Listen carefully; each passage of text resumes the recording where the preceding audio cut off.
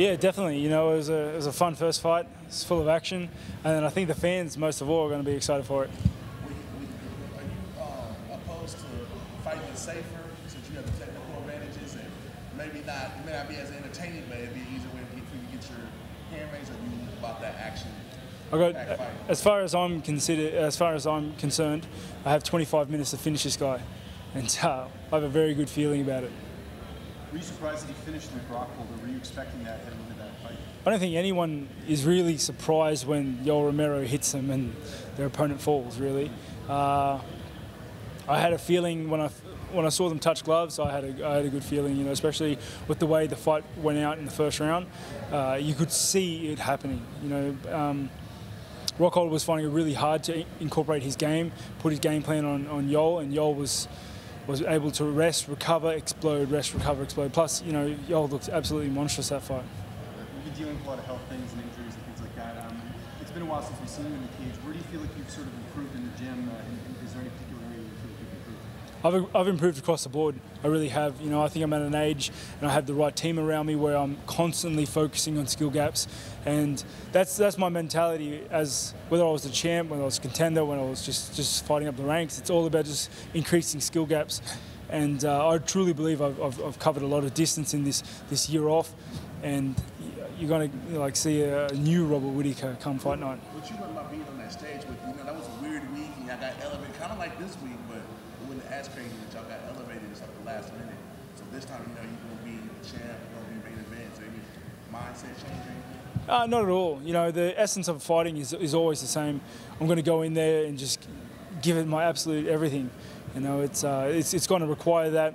I'm going to go to war with Yoel Romero. He's a tough guy, and I'm going to try and stack all the chips in my favour.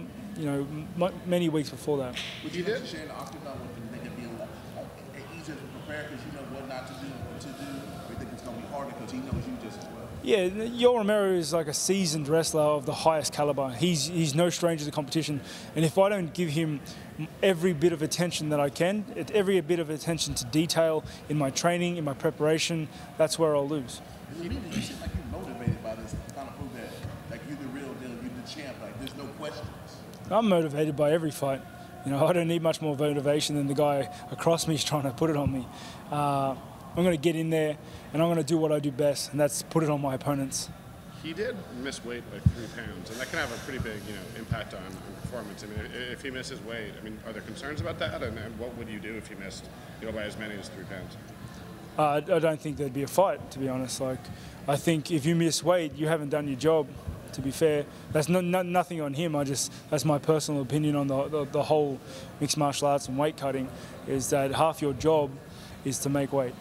Well, because of that, have you talked to the UFC about potentially having a replacement if he does miss weight, and they'll have someone as a standby? I think my management or maybe my coaching staff have come across that, but me personally, no, that's not my job. My job is just to prepare and make weight myself. How has life been this last year, just as champion? Is it something you're getting used to with the responsibilities with media and everything else that sort of comes with it? I'm a little bit busier, but to be honest, nothing's changed. You know, I'm still in the doghouse with my wife sometimes. Kids still jump on me. It's all the same stuff.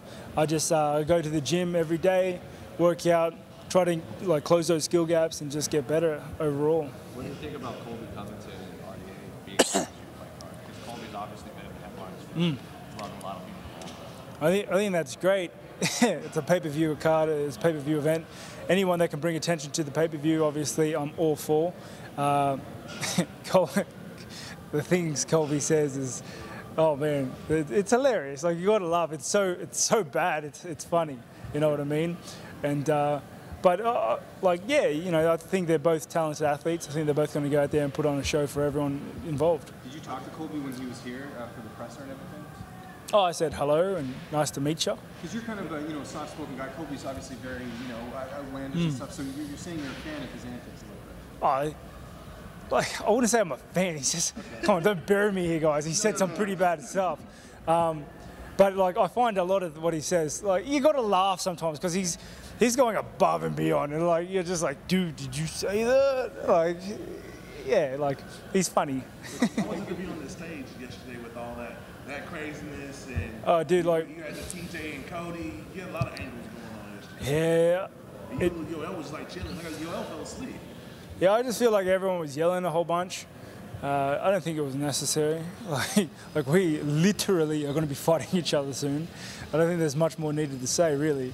Was it weird coming into sort of like, you know, the UFC promotional machine, given the week that they've been having, sort of just stepping in the midst of all the craziness? To be honest, like I wasn't privy to a lot of it. Like I landed after all the shenanigans had happened, and I'm not huge on social media, so I'm kind of underground for a lot of it. So yeah, I didn't really notice, to be fair. What was your reaction when you heard about everything that happened with Conor McGregor? Oh,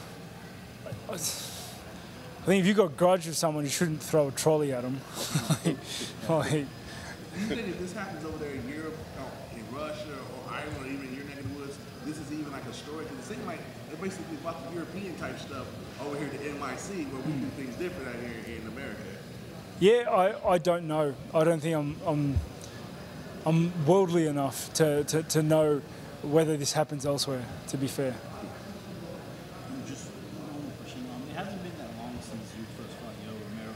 Do you expect the same fight, or how do you see this one playing out? Yeah, I thought he fought me pretty well the first time, but I think me and him are in very different stages of our life. I think he's wrapping things up, and I'm only just starting to work things out. So I don't think there's much room in his arsenal for change. And obviously I'm a young fighter still, just coming up, fighting my own still.